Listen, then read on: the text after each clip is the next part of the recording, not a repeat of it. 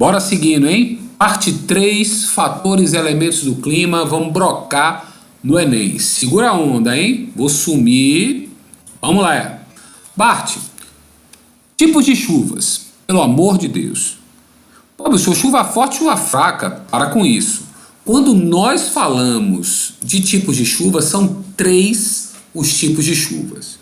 Vamos começar ali pelo número 3, que a gente no vídeo anterior estava abordando sobre relevo, não foi isso?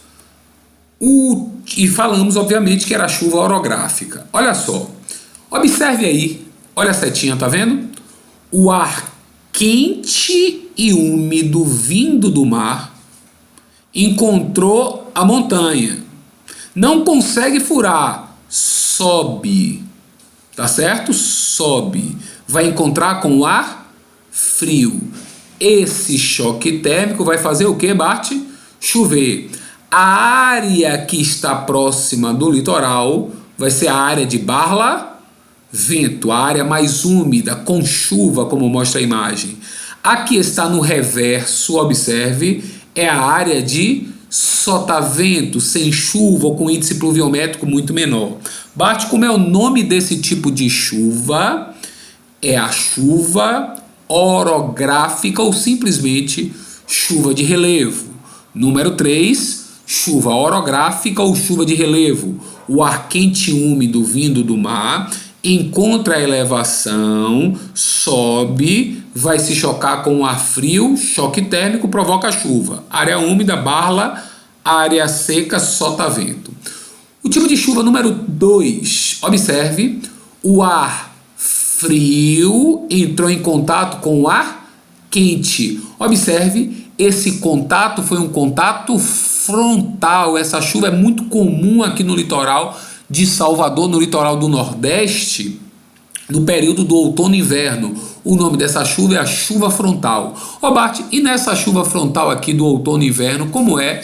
O ar frio vindo das regiões polares se encontra com o ar quente que está nos trópicos, provoca um choque térmico e começa a chover. Então, chuva frontal.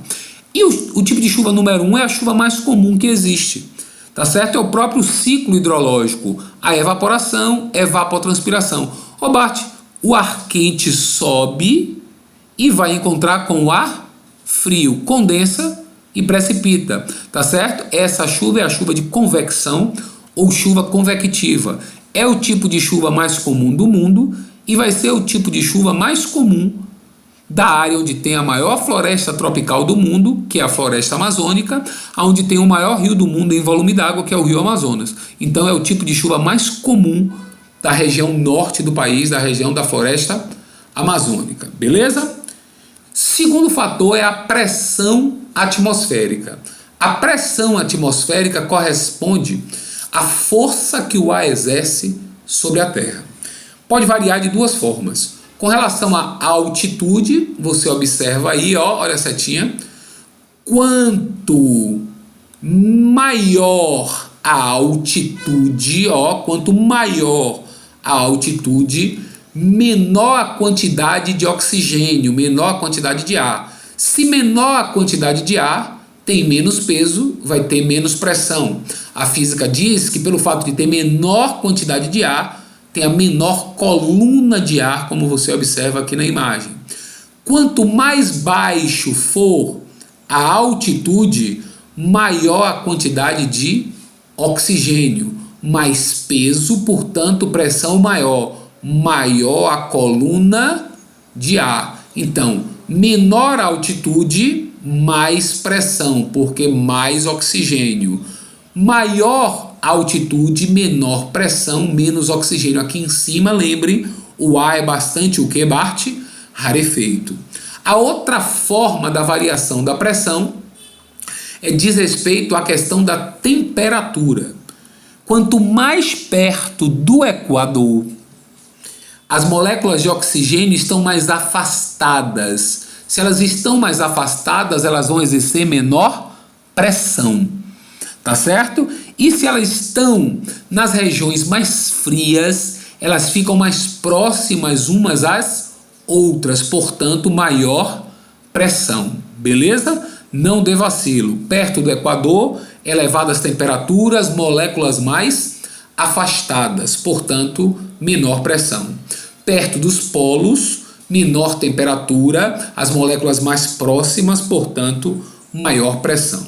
Beleza? A umidade do ar. Bati.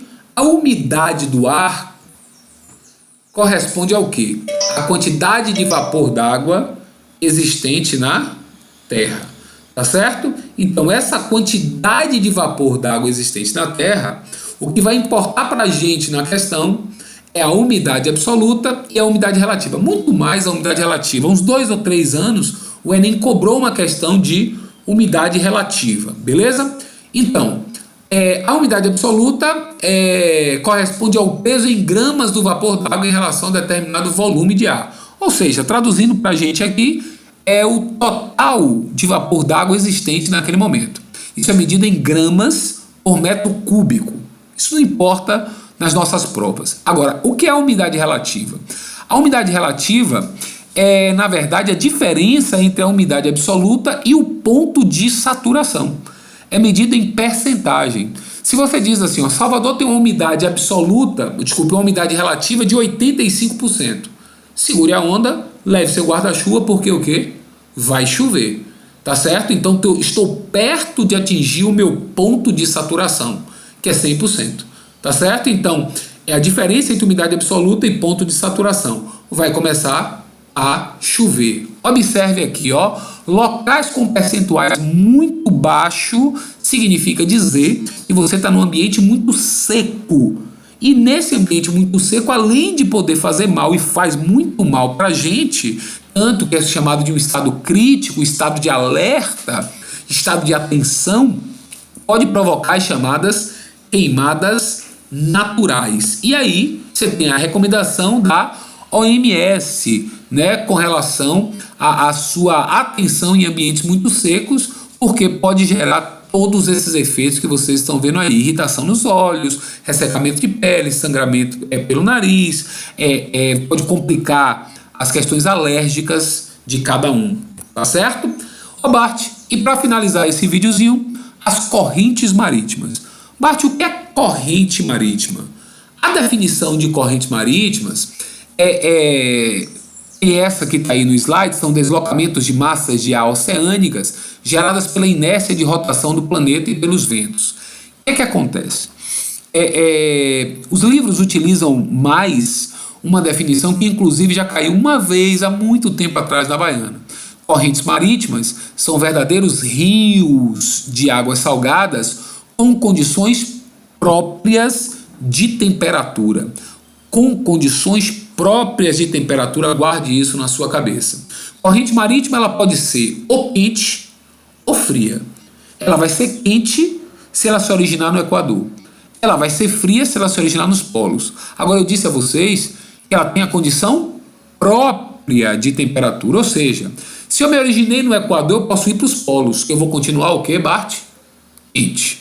Se eu me originei nos polos, eu posso ir para o Equador, que eu vou continuar o quê? Fria. E é isso que vai fazer com que mude a característica de um determinado local. Vamos ver alguns exemplos? Observe aí, ó. Olha a setinha. Porção oeste aqui da América do Sul. Corrente fria de Humboldt. Humboldt foi um alemão que veio estudar a floresta amazônica, estudou um pouquinho aqui o litoral do Pacífico.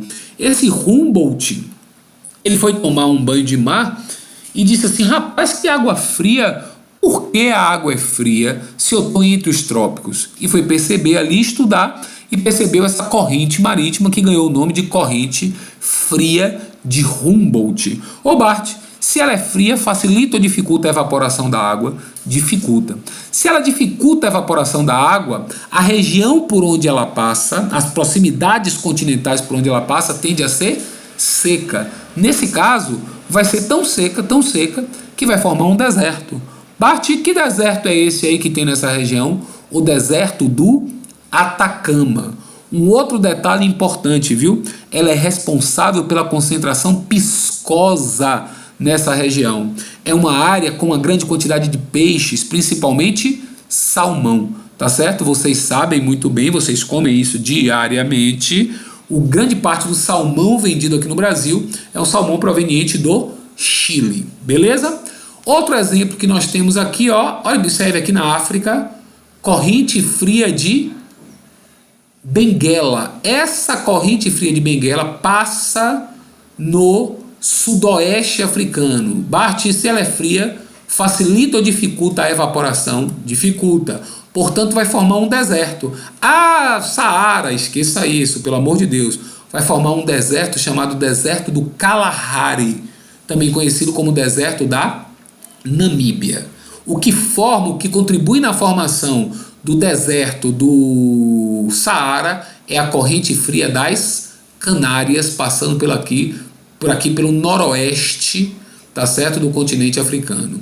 Observe essa corrente aqui, tá vendo? Aqui no sul da América do Sul, corrente fria das Malvinas, chamadas aí como corrente fria de Falklands. Ela atua no sul da América do Sul. Ela é uma das responsáveis pela formação do deserto frio da Patagônia. Ela diminui ainda mais a temperatura da região e forma um deserto frio. Quando vocês vão no Rio de Janeiro e tomam um banho de mar, fala assim, poxa, a água daqui é muito fria. Por quê? Porque é por onde passa também a corrente fria de Falklands, ou conhecida como corrente das Malvinas. Para fechar aqui, nós temos a corrente do Golfo. Ela se origina, observe aqui a setinha, no Golfo do México e vai atravessando todo o Atlântico até chegar no norte da Europa. O que é que acontece, Bart? O norte da Europa é um ambiente muito frio. E quando essa corrente passa, ameniza a temperatura, torna a temperatura mais agradável, possibilita a formação de chuvas. Por quê, Bart? Porque o ambiente vai evaporar mais, já que a corrente é quente, e também vai acabar concentrando peixes. O peixe, na verdade, ele não gosta nem de um ambiente muito quente, nem de um ambiente muito frio. Ele gosta de morno. Como a água da região aqui, ó, é muito fria, passou uma corrente quente, ficou morno. E aí o peixe cola nessa região. Salmão e o peixe que dá origem ao bacalhau. Todo mundo sabe que hoje o bacalhau já foi extinto. O bacalhau, na verdade, é uma técnica de salgar o peixe. Beleza? Vamos trabalhar? Fechamos aqui mais uma aulinha.